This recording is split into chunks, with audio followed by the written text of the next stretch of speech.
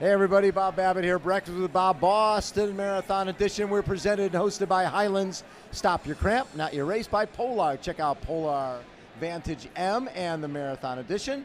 And UCAN, Perform, Workout, Energize. Our guests, Andy Say and Tatiana Maldonado, both from Team Healers from Hyland's. How you guys doing? Doing great. Awesome. Feeling awesome. And you guys are both very connected with kids, and you're wearing the cool glasses too. We match our whole We're outfit doing matches, matchy-matchy. actually. You guys match entirely. Now, do you guys know each other before this? No. Feel like we do, but No, no, really? we just met. Yeah, so through this whole Hyland's program, it's like you've got this connection, right, that goes back a number of months. Yeah. And it's when you meet for somebody for the first time, it's not like you're meeting them for the first time. No, it feels like a friend that I haven't seen in like 5 years, but I know, and we're just like gonna catch up. And Right. How helpful has that been in this whole preparation? it's been amazing. I think it's been really good to connect with people online, even through text or phone calls. Right. I think and we're all going through the same thing, like having to work these long hours, work these hard jobs, and train for a marathon. So. Talk a little bit about your job. So you're a speech language pathologist at Children's Hospital LA. So you work with kids with brain injuries and recovering from strokes, and that has to be so challenging. Yeah, I really, I think that you can take the perspective that it's challenging, but to me, I think it's really uplifting and inspiring to see kids. You know, kids have hard days, but then they forget. You bring in toys and you get to play with them, and you know, like when I always say when I grow up, I want to be one of my kids because they're just so fun and they're able to really take on a lot, and every day is better than the day before. So talk about a success story where a kid comes in and you don't, you know, that they're not talking at all. Mm-hmm. And going through the process, all of a sudden you're seeing a glimmer, Yeah. and then you're seeing success. Yeah, we have so many of those. Really, so my main focus is spinal cord injury, patients with spinal cord Really? injuries. Yeah, and so we'll see these people come in with these really high spinal cord injuries, and they're on ventilators. They are breathing with tubes in their mouths, so they're not able to communicate. And then we have to give them buttons to activate that say like, "I need help" or "I need something." They can't eat. They can't verbalize at all. Not at all. They can't eat at all. They can't breathe on their own at all. And then we're seeing over days and weeks and months that they get to a point where they're walking out of the hospital, they're eating a complete diet, they're breathing on their own. It's so amazing. Like, that transformation is remarkable. Kids are pretty They resilient. really are. So you've been running 15 years, Yeah. 9 marathons, 1 ultra. Yeah. When did you get involved with running? I know it's been 9 years, but what got you into running? I started running in high school a little bit just for fun, but when I started running more seriously was because I started doing more speech pathology work. So I was in grad school, I was having these really long hours, and I just needed a time that was kind of my own, just time to... A little therapy. Yeah, like therapy of my own, time to think and reflect on the day and plan for the next day. And you know, I love being with people, I love being with patients, but when I started running, it was to kind of have a few hours to just think on my own. And then as I started doing it more, I started getting more into like running communities, and Right. that's so much better than running on your own. Yes. Yeah. Running with other people is so much better. Well, and this is sort of an extension of that. Yeah. This is like a mini running community where you're all over the country. Exactly. But you're still inspired by each other, by the workouts you're doing. You've got Coach Mike working with everybody, Exactly.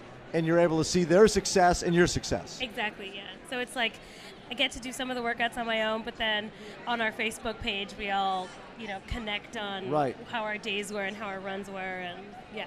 So you're working with kids who have a really high injury, learning to speak again. Yeah. And Andy, you're a certified pediatric orthotist from Forest Hills. You're helping children stand, walk, and run. Yeah. So Right. I'm actually on the other You're the other end of things, right? Right. Primarily in the lower Rather than from extremity. upper spine, you're talking lower extremities, getting Yeah. people there. So a lot of the athletes, are they paralyzed? Are they dealing with amputation? So I don't deal with the amputation as a prosthetist would. Right. I'm working with kids who primarily have either like deformities or deficiencies, Right. or disabilities like cerebral palsy or sometimes spina bifida. Yeah. But other neurological diseases that are affecting their ability to be upright, stand, run, walk. So you'll work with an individual kid, and you'll see what they're dealing with trying to walk, and sometimes you're creating a device to help them walk. Exactly. So I'm looking for what a device needs to have in order to give them the most bang for the gadgetry that they have to put up with. So where a prosthetist is replacing something that's gone, yes, you're trying to enhance in something that's there. That's right. So do they have enough stability? Do I need to give them that stability because they lack that? Do I need to guide the movement pattern because they lack the movement pattern control? So right. Those are the primary sort of focus objectives that I'm after. And I've seen through our Challenge Athletes Foundation what's happened with bracing in the last number of years, and with poles and bracing. I had a young man, one of our athletes, Brian Solberg, yesterday. He's missing the odontoid bone here, right? It's protecting the C1, C2. He has he was an anesthesiologist working a profession. Then all of a sudden he started getting tremors and realized he was missing this, and very few people are missing it. But he now has done 140 marathons using bracing and poles and that type of thing. Are you seeing a lot of advances in that? I don't deal with those types of apparatuses. Like bracing and stuff? But, carbon fiber technology and more recently scanning technology is making enhanced fits much better. And so instead of the traditional method of linear measurements or cast impressions, we're now scanning in 3D and digitizing the object. Wow. And computer carvers are actually generating some of the models that I would have to work with plaster and literally like carve away plaster and adding plaster and using that sort of sculpting art that you have to have in order to be an orthotist or a prosthetist. When you're able to identify what you think, because basically, to a certain degree, every one of these patients is on his own. Yes. I mean, from a perspective of you're creating something very unique. Yes. Each person is a little different. There's very few cookie cutter things you're using. When you come up with something and you see somebody start walking when they couldn't, what's that feeling like? Oh, you know what happens is that the parents give me that look like, I didn't know he's about to do that. Yeah, I said, you better get your running shoes on because he's going. He's gone. You better keep up with this kid. He's turning right, he's turning left, and he's going to be down the block. And that's exactly you had a kid who wasn't moving out of the living room, those days are over. That's right. You better figure this out because this kid is, now that he has his new lease on life, he ain't hanging out for anything. Yeah, so I had, I've been at this for quite a bit of time, and I remember years ago there was a young boy who came into my office on his father's back because he was born with an issue that required a partial foot amputation, and he literally could not bear any weight on his feet. So his father carried him in. The device that he was using didn't serve him well enough to relieve the pain, so I created some. Now he's a 6'3" man who's about to start college at a Division I basketball school, and he's attempting to be a walk-on on a Division I basketball team. That's what I want to see. That's what happens. I love that. And he started on his dad's back. He started on his dad's back in my office. Is there anything better than that? Nothing. Nothing at all. I can tell you guys are incredibly passionate about what you do. So, Andy, when did running enter your life? Oh boy, that's I only started running in 2015, so just a few years ago. So you're a rookie. I am a rookie, and this is my one shot at Boston, as far as I can tell. My weight kept creeping up. Every time I visited the doctor, I was not going to go above 200 is what I was telling myself. Yes. I hit 195, and I said, I cannot do this. I had to get up off my couch after I ate when I would normally go and pass out. Put on your shoes, go out, walk, 20 minutes, 10 minutes, whatever it takes. Go break a sweat and come back. Yes. I did this in the winter. I wanted to get back home and take a shower because it was freezing. Yeah. I started jogging it back in, running it back in. When I covered 6 miles at one point in the shower, I said, holy moly, this is almost a half marathon. I said, you know what? I got to throw a goal out there. I threw a goal of a half marathon out there some months later, and I worked toward that goal, and that's how my running got started, from being off the couch to walking. and then into How much weight did marathoning. you lose? I'm at in the low 170s now, so I've lost about 25 pounds. yeah, and I've kept it off.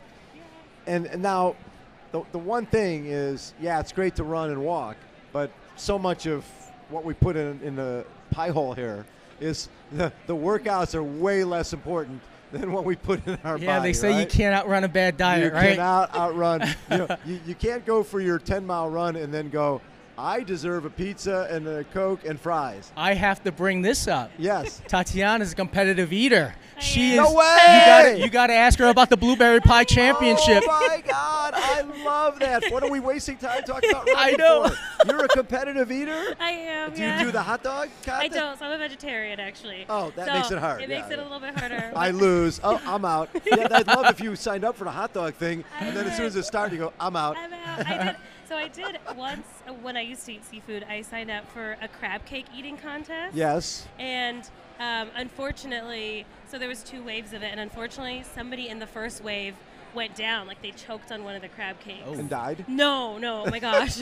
Oh my Do you god. eat around them? Like shove them off to the side a little bit? Go. But that was like a really hard, that was one of the first times that I was like, oh my gosh, like, yeah, like, I don't know why I hadn't thought that people could choke if they didn't know what they were doing. Yes. But you know what's so funny? You think competitive eater, and I've seen the guy who wins the hot dog Yeah. contest, right? He's a skinny guy. Yeah. Right? You are a mini person. Yes, I'm right? 4'11", yeah. Yeah, you're 4'11", and what do you weigh? Like 100 pounds. 4'11", 100 pounds, and you're a competitive eater. Yeah. I don't think when you look in the dictionary of a competitive eater, your picture's in there. No, one day it will be. It will. So wait, so when you're competitive eating, first of all, how did you figure out at 4'11" and 100 pounds that, you know what I think I'd be good at? I think I'd be good at eating a lot. So when I started training for my first marathon, I realized I was eating a lot. Yeah. You know, I was an RA for students with disabilities at UCLA, so I got like free food in the cafeteria, and I was eating like 3 or 4 burritos a day, and then there was like a little cookie place around the corner, and they had my cookie sandwich waiting for me every day. Like all these things were. It's bad when the cookie place knows you by I- first name. I took a date there, and they were like, Tatiana, we have your cookie. I was like, no, don't tell me that. Like, gosh, nobody wants to be the We girl have your that 12-pack of cookies here, Tatiana. like, be cool. So when I was in grad school and I started learning about feeding and swallowing disorders, I was like, that would Yeah, be that's terrible right. if that happened to me. And So I better practice. Yeah. So I was like, I don't know what would happen. Like I want to eat as much as I can now while I have the opportunity. If I ever don't have that opportunity anymore. So I just went and did my first competition. And how'd you do? It was a 10-pound pizza between 2 people, and we did not, unfortunately, win. But there were 67 slices, and we only left 17. 67 Yeah. slices? Yeah. So you guys ate 50 slices Yeah. of pizza? Mm-hmm. Yep. Between the two of you in how long? Yep. In less than an hour. Yeah. Oh my What? God. Yeah. When I grow up, I want to be Tatiana Yeah, without gaining weight. without gaining weight. Yeah, I don't think you'd still be 160, 170. No, for If sure. you were doing that, you'd be like 270, 280. At least. Yeah. So, but blueberry pies? Blueberry. I was the pie eating champion of Washington D.C. 2 years in a row. Your hands tied behind your back. Oh, so like eating. it's in the Stand By Me? What was the movie with, I forget it, where the guy... Yeah. Jason Stand By Pie, Me. yeah. Similar. Yes. Yeah. Yes, but yeah, hands behind us, you just bury your face in the pie. Bury your face. I ate my lip ring the first year. Ooh, that's not good. Yeah. And Note to self, don't use a lip ring Yes. if you're doing an eating contest. Remove. Yeah. That's a little bit of a all problem. face jewelry Yes. when doing eating contests. Yeah. Oh. And wait, did you say you won? I won 2 years in a row. Yeah. So what is it about blueberry pie that is you're good? So the secret is you eat a hole in the middle, you suck out all the blueberries, and then you take the Then do tin the and you crust. throw it over and you shake Did it you until the pie comes out. Did you figure that, or somebody tell you that? No, I figured it out. That's In the all my- official champion's Yeah, technique. the Tatiana method of eating a blueberry pie is To Tatiana. We should have Flip it one. over. I think we should have one tomorrow, like in about mile 13 we or should. something. We definitely Oh. should. Oh, they might have one at the University Club for you. to eat I that. hope so. University Club, have her. That's a little entertainment for the Highlands folks. Tatiana will now eat a full pie at the end of the marathon, run and a try not to marathon? eat her lip ring at the same time. That's the goal. That's really the goal. So. Have you shown the kids that you're good at this yet? I have not. The Yeah. kids, I feel like I try. I'm usually trying to get them to eat something of hospital food. Like and- healthy? Yeah. So I'm trying to get them to You're not a good role model, here, is what you're saying. eat chicken teriyaki or eat this chicken breast, and I try And then to you step back. from the pie. Yeah. Step away from the pie. I do if I'm having a hard time bonding with one of the teenagers. That is something that I use. I'm like, so I'm a competitive eater. And They dig that. They do. They think that's very funny. I think that's amazing. Yeah. I would never even mention the stupid running stuff. If I knew the competitive eating, we would have led with that right from the beginning.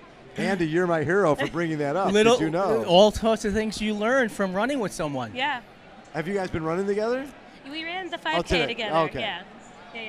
Yeah. Did you tell that when she went to the aid station and put her face in all the Gatorade and just sucked it up? I said you're supposed to use the cups, That's man. a little I didn't use a cup. Well, did I tell you I'm a competitive eater and drinker? That's why I got into ultra running, really. So you can eat more. Yeah, exactly. And if you go to bars, I bet you can win some bar bets. Yeah, I think so. You'd be really good at that. I got to start doing that. Now, is this your first Boston? It is, yeah. You're Sandy? Oh, yeah. Both of you guys are rookies. Yeah, Rookies. for rookies, and super stoked to be here. How fun is this? Yeah, The it's whole so week with fun. Hyland's has been great. Yeah, it really has. Highlands is amazing, and really the whole city of Boston has been super nice and welcoming. Like, Yeah. I was like, does everybody know that I'm new to this? But no, I think everyone's Nobody just cares. that nice. It kind of And spoils all the fact you need to get a shirt. I can eat a blueberry pie Yeah. faster than you. I will own you. I should. I will own you in blueberry pie. So Andy, does this now motivate you to get into competitive eating? You know, I am on a different agenda path, I think. I'm going to try to manage my consumption. Not being a competitive yeah, eater. because I don't think I have the type of metabolism that Obviously. that Tatiana has. Yeah, she's got it. Yeah. Very cool. Thank you guys for coming on. Thank this you is so so much. Thank you. fun. I don't think I've ever interviewed a competitive eater before. There you go. Thank you. We'll Yeah. I wish we had a pie right now just to watch you devour it. Oh man, so I'm trying to hold back today, but tomorrow for sure. Tomorrow for sure, go There you pie. go. I'm going. Let's go, All right. Hammer. At home, if you have a pie, Tatiana will eat it. Again, this has been Breakfast with Bob, Boston Marathon Edition. Hold on. We will be right back.